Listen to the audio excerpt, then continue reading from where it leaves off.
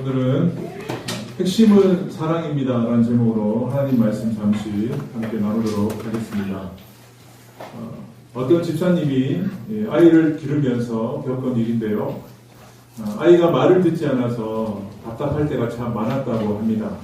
무엇보다 아이가 몸을 씹는 것을 싫어해서 자주 화를 내었다고 합니다.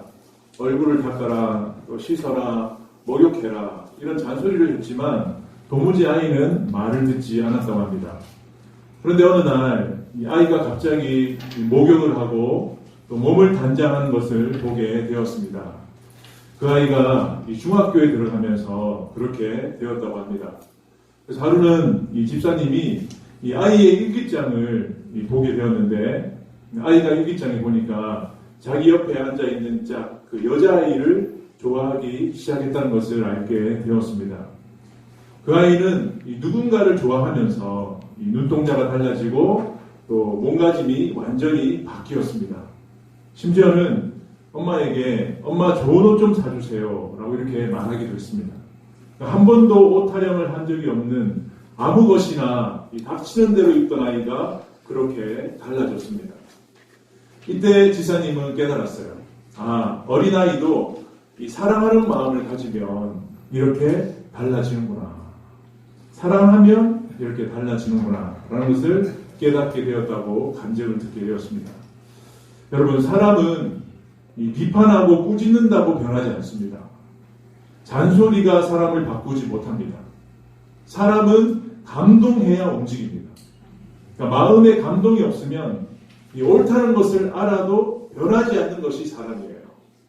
그러니까 사람은 꾸짖으면 꾸짖을수록 반동 심리가 생겨나서 더욱 강팍해집니다. 그래서 율법으로는 사람을 고치지 못합니다. 그러나 하나님의 사랑은 사람을 고칩니다. 십자가에 나타난 이 하나님의 사랑에 감동되는 순간 인간은 전혀 새로운 피조물로 변화됩니다. 그래서 성경은 하나님은 사랑이시라 라고 우리에게 말씀하십니다. 하나님이 인간을 구원하시고 또 변화시키신 능력은 바로 이 사랑에 있습니다.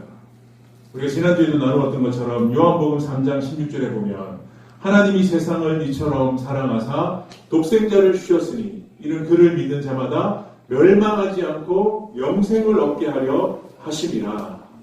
그러니까 이 말씀을 우리가 비유로 생각한다면 물에 빠진 아들을 건지기 위해서 아버지가 희생하신 그 아버지의 사랑이 나를 또 우리를 구원하셨고 변화시키신 줄 믿습니다. 여러분, 이 사랑을 확신하셔야 돼요. 그래서 이 사랑이 가장 귀합니다. 그래서 핵심이 사랑이다라는 것이죠. 오늘 본문에서 이 핵심인 사랑에 대해서 몇 가지로 우리에게 설명하고 있습니다. 특히 하나님의 사랑에 대한 의미가 담겨져 있는데요. 우리가 오늘 이 내용을 살피면서 이 하나님의 사랑에 대해서 더욱더 확신하는 저와 여러분 될 수 있기를 바랍니다. 자, 첫 번째 우리가 살필 수 있는 것은 안식일의 본질은 사랑이다라는 것입니다. 한번 따라합시다. 안식일의 본질은 사랑입니다. 네, 여러분, 안식일에 대한 계명은 어디에 나옵니까? 이스라엘 백성이 시내산에서 받은 10계명 가운데 네 번째 계명이 안식일을 지키라는 거예요. 안식일을 기억하여 거룩하게 지키라. 자, 우리가 잘 알듯이 이 10계명 가운데 첫 번째부터 네 번째까지의 계명은 하나님에 대한 계명입니다. 그리고 다섯 번째부터 10번째까지의 계명은 이웃, 사람에 대한 계명입니다. 자, 그렇다면 이 네 번째 안식일을 지키라라는 이 계명은 어떤 의미가 있을까요? 첫 번째부터 세 번째까지의 이 하나님에 대한 섬김, 그리고 다섯 번째부터 10번째까지의 이웃 사랑을 이어주는 고리와 같은 역할을 하는 것이 네 번째 계명이라는 거예요. 그래서 이 안식일을 지키라라는 이 계명의 정신은 바로 사랑이라는 거예요. 사랑. 그러니까 하나님을 사랑하고 또 이웃을 사랑하라는 그 의미가 안식일에 담겨져 있다는 거예요. 그런데 이 시간이 흐르면서 이 안식일 정신이 빗나가기 시작했어요. 변질되었어요. 그러니까 사람들은 여러 가지 규칙을 만들어서 안식일을 율법화했습니다. 그러니까 하나님의 사랑과 이웃 사랑을 실천하는 것이 안식일인데 왠지 규칙을 지키는 것이 안식일을 지키는 것인 것처럼 변질되었다는 거예요. 처음에 의도와 다르게 변질되었다는 거예요. 우리가 몇 주 전에 살핀 대로 요한복음 5장에서 예수님은 이 38년이나 된 병자를 고쳐주셨어요. 그 사람은 움직일 수 없는 중풍병자였습니다. 중병에 걸린 사람이었습니다. 아주 만성적인 병에 걸려있는 이 병자를 예수님은 내 자리를 들고 일어나라 라고 하시면서 고쳐주셨어요. 그런데 오늘 본문에 보니까 이 병자가 고침을 받은 날이 안식이었어요. 안식. 우리는 이렇게 오늘 주일, 일요일에 모여서 예배를 드리지만 유대인들은 토요일에 예배를 드립니다. 토요일에 안식일을 지킵니다. 그런데 유대인들의 구전 율법인 이 미시나라는 것의 책에 보면 안식일에 해서는 안 되는 일 39가지가 나와요. 그 책에 보면. 예를 들면 이런 책들이 나옵니다. 밭갈이, 파종, 수확, 건물을 짓거나 부수는 일, 방직, 바느질, 사냥, 도살 등 심지어는 불을 끄거나 켜는 것도 하면 안 돼요. 또한 그 중에는 짐을 옮기는 일도 하면 안 됩니다.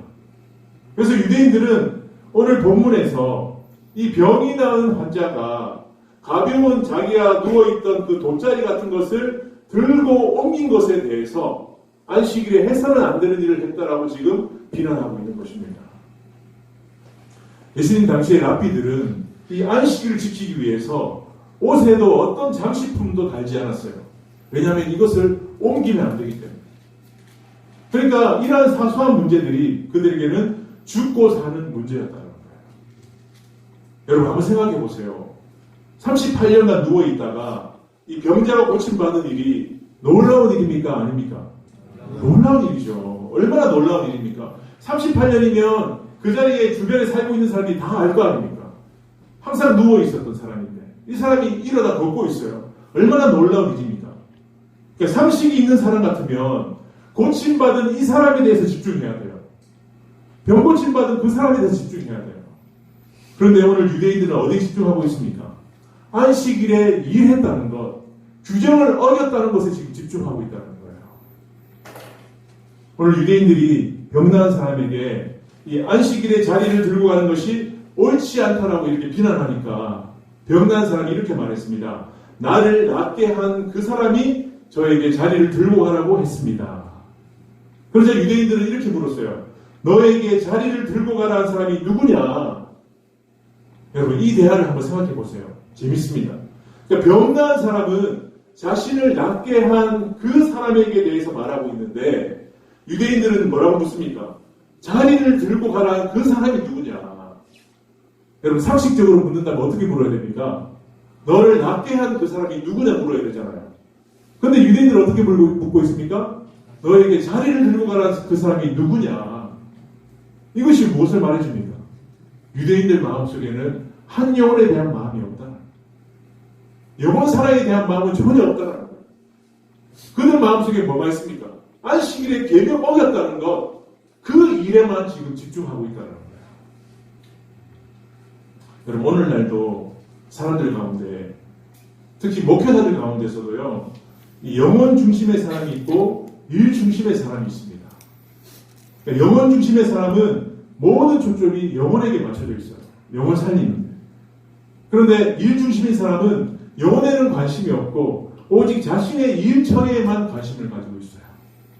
여러분은 어떠합니까? 한번 질문해 보세요. 나는 영혼 중심의 사람인가? 아니면 일 중심의 사람인가? 나는 얼만큼 영혼에 관심을 가지고 있는가?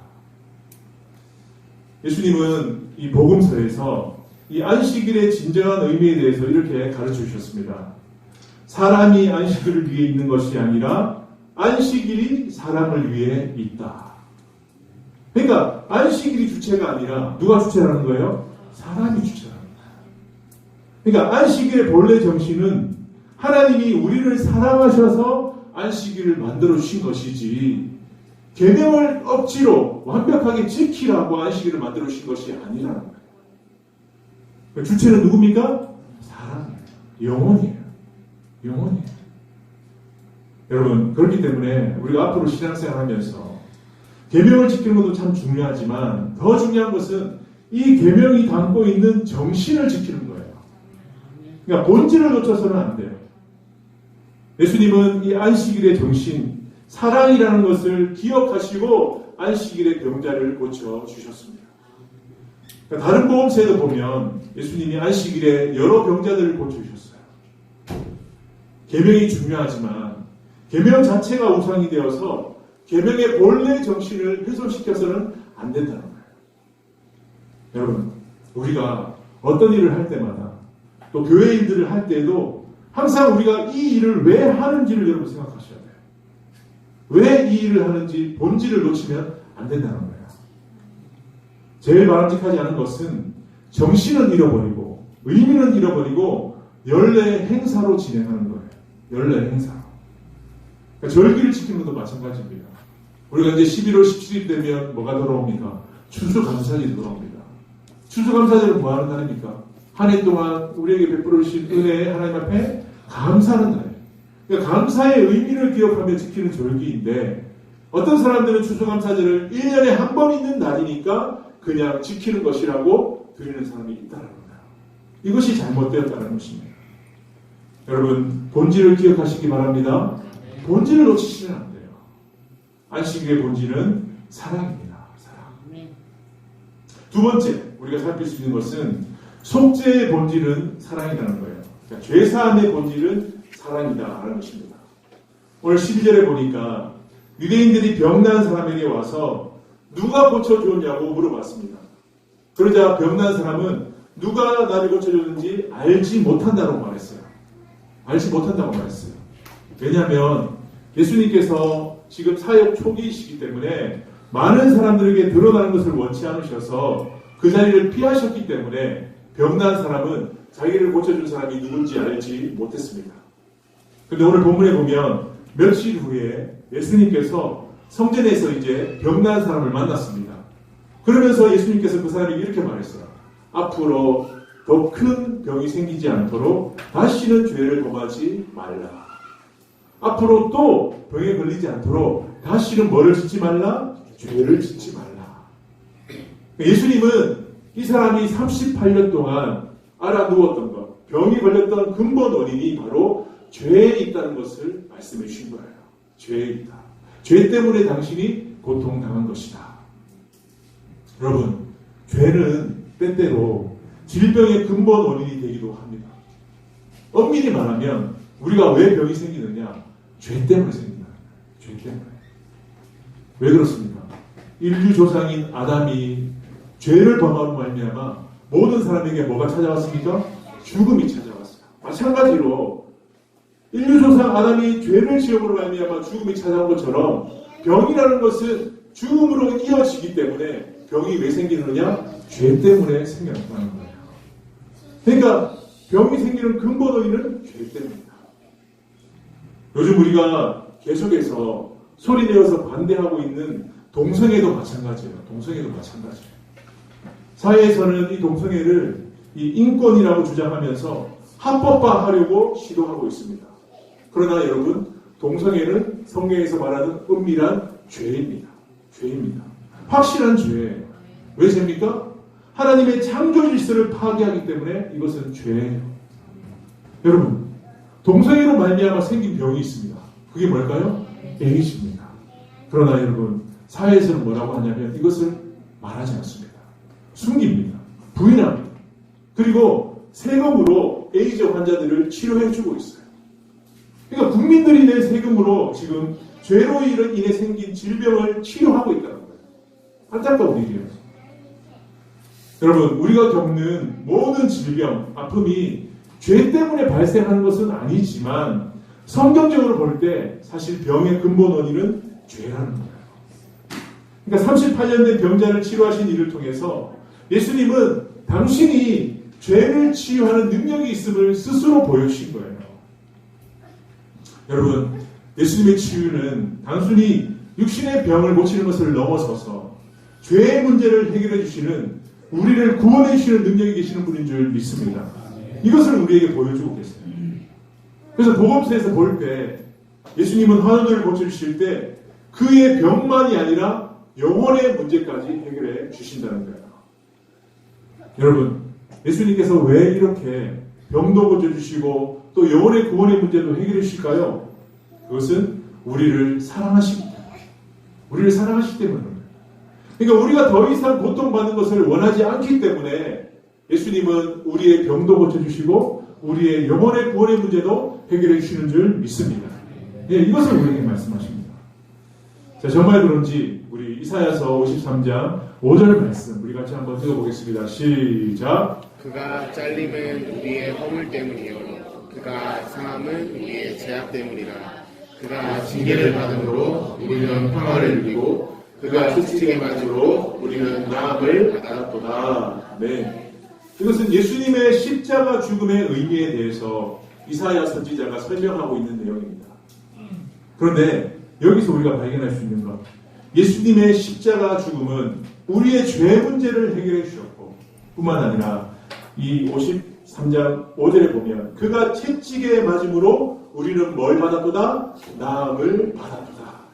그러니까 2000년 전에 예수님께서 채찍에 맞음으로 말미암아 우리가 겪어야 할 모든 질병의 문제를 모두 이미 치유해 주신 줄 믿습니다.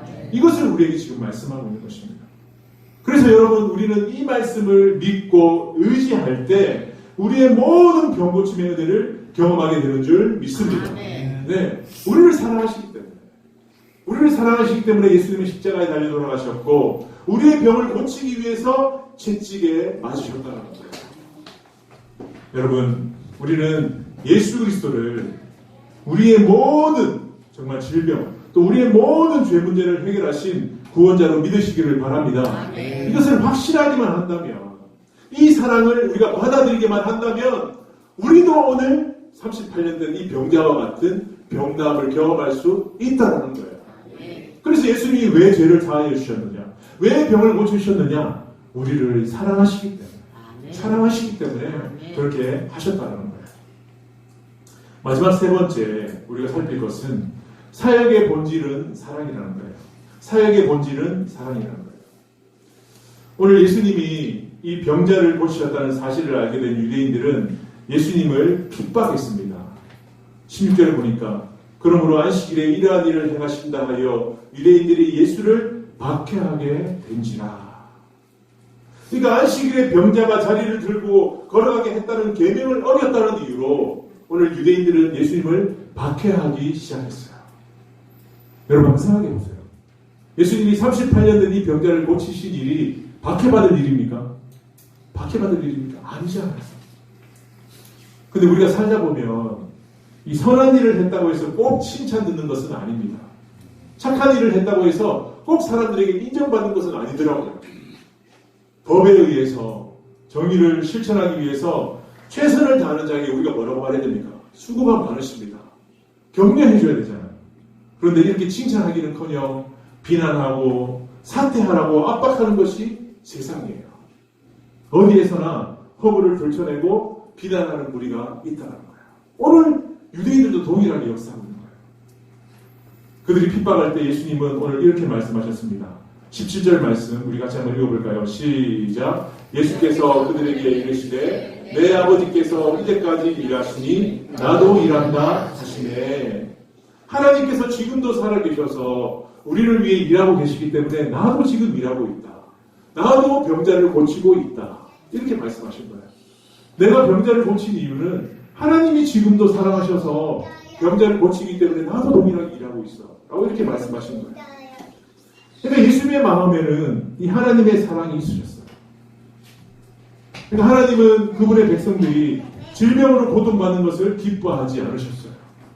어떻게 해서라도 생명 살리는 일에 최선을 다하셨습니다. 그러니까 죄로 인해 생긴 질병이라도 빨리 회개하고 돌아오기만 한다면 살려주기를 원하시는 마음이 하나님의 마음이라는 거예요. 그러니까 그런 마음을 내가 알기 때문에 나도 지금 일하고 있다. 이렇게 예수님이 말씀하신 것입니다. 여러분, 우리도 예수님을 믿는다면 이런 예수님의 마음을 가져야 될 줄 믿습니다. 이런 마음을 가져야 돼요. 우리 주변에 있는 이웃들이 고통을 당할 때 비록 그가 잘못해서 고통을 당한다고 하더라도 그가 죄를 지어서 고통을 당한다 하더라도 우리 마음에는 이런 마음이 있어야 돼요. 불쌍히 여겨야 돼요. 안타까워 여겨야 돼요. 그가 죄를 지었으니까 당연히 고통받는 것이라고 비난해서는 안 된다는 거예요. 안타까워 여기며 그 사람이 다시 회복되기를 원하는 마음으로 기도하며 그 사람을 도와주는 것이 예수 믿는 사람의 마음이라는 거예요. 이것을 지금 우리에게 말씀해주고 있는 것입니다. 오늘 예수님은 이 병자를 고치기 위해서 안식일을 어기면서까지 병자를 고치셨어요. 여러분, 예수님이 그 계명을 몰라셨을까요? 다 알고 계셨어요. 안식일에 일하면 안 된다는 계명 알고 계셨습니다. 그럼에도 불구하고 그 영혼을 살리기 위해서, 그 영혼을 사랑하셨기 때문에 계명을 어기시면서까지 그 병자를 고쳐 주셨다는 것입니다. 여러분, 하나님은 지금도 우리를 위해 일하고 계십니다. 지금도 우리를 위해 일하고 계세요. 병을 고쳐주시고 또 영혼이 살아나기 위해서 일하고 계십니다. 왜요? 우리를 사랑하시기 때문에. 다른 이유는 없습니다. 우리를 사랑하시기 때문에 하나님은 지금도 주무시지 않고 우리를 위해 일하고 계시다는 것입니다. 지난주에 이 새새벽주회를 마쳤습니다. 우리가 9월부터 이 40일 교회를 함께 진행하고 또 이 한 영혼의 구원을 위해서 온 성도들이 함께 동력한 귀한 행사였습니다. 저도 이 담임 목회자로 이렇게 처음 진행한 이 새새벽주회라서 참 감회가 새로웠습니다. 그동안 우리가 기도하여서 지난 주일에 참석한 사가족들도 있지만 또 여러 가지 사정으로 인해서 참석하지 못한 태신자들도 있습니다. 분명한 것은 우리가 기도의 끈을 놓지 않고 그 영혼을 포기하지 않는다면 반드시 주님께서 돌아오게 하실 줄 믿습니다. 왜냐하면 하나님께서 그 영혼을 절대로 포기하지 않으시기 때문에, 그 영혼을 사랑하시기 때문에 꼭 돌아오게 하신다는 거예요. 저는 이번에 새신명주회 때 참석한 세 가족 가운데 그 한 영혼을 인도하기 위해서 함께 동력했던 이야기를 잠시 나누며 말씀을 마무리하려고 합니다. 지난주에 이 3년 동안 우리 교회 자리를 비웠던 이 차루 형제가 돌아왔습니다. 오랜만에 참석하였어요. 차루 형제는 몇 가지 사정으로 인해서 이 진리가 아닌 다른 것을 가르치는 교회에 다니면서 방황하는 가운데 우리 가족들과 성도들이 계속 기도하였습니다. 특별히 이번 새신명 주제는 가족 구원이라는 것이 핵심이었기 때문에 이 차루 형제가 참석하는 것은 참 중요한 문제였어요. 그런데 이 참석하기 위해서는 한 가지 조건이 있었습니다. 그것은 자신이 다니는 다른 교회의 행사에도 참석해야 한다는 것이었어요. 이것은 쉽지 않은 요구였습니다. 그러나 한 영혼을 살려야 된다는 마음에서 저와 또 예신전도 강사 목사님 그리고 가족들이 그 교회에서 진행하는 집회에 참석하였습니다. 그리고 집회에 참석하고 나와서 차로 형제와 잠시 이야기를 나누게 되었습니다. 그동안 마음에 담아두었던 이야기, 그리고 지금 너가 잘못된 길로 나아가고 있어 라는 이런 이야기들을 설명해 주었습니다. 차로 형제는 그런 이야기들을 쉽게 받아들일 수 없었습니다. 그런 상황 가운데 가족들이 형제에게 이렇게 이야기했어요. 이렇게 우리가 동력해서 찾아온 이유는 너를 사랑하기 때문이야. 다른 이유는 없어. 너를 사랑하기 때문에 우리가 지금 찾아온 거야. 다른 이유는 없다는 것입니다. 여러분, 오늘 처음 만난 초면인 목회자가 왜 찾아왔을까요? 왜 그 집회에 참석했을까요? 다른 이유는 없습니다. 오직 영혼을 사랑하고 살려야 한다는 그 마음 때문에 저와 그 목사님과 온 가족이 움직인 거예요. 그밖에 없습니다. 아직 완전히 돌아오진 않았지만 머지않아 찬우 형제가 돌아올 것을 저는 기대합니다. 왜냐하면 하나님께서 그 영혼을 사랑하시고 또 가족들과 성도들도 사랑하는 마음으로 지금도 기도하고 있기 때문인 줄 믿습니다. 여러분, 이번 새해명주를 통해서 저는 하나님의 그 큰 사랑을 경험했어요. 아, 정말 하나님은 살아계시고 하나님은 우리를 사랑하시는구나. 여러분, 아직 그 하나님의 사랑은 멈추지 않았습니다. 끝나지 않았습니다. 진행되고 있습니다. 그렇기 때문에 핵심은 사랑입니다. 사랑이 사람을 변화시키고 구원의 길로 인도합니다. 그래서 우리 축복교회는 하나님의 사랑으로 하나 되어서 더 많은 영혼들을 주님께로 인도하는데 아름답게 쓰임받는 저와 여러분 될 수 있기를 주님의 이름으로 축복합니다. 우리 같이 한번 이 시간 기도하겠습니다. 핵심은 사랑입니다.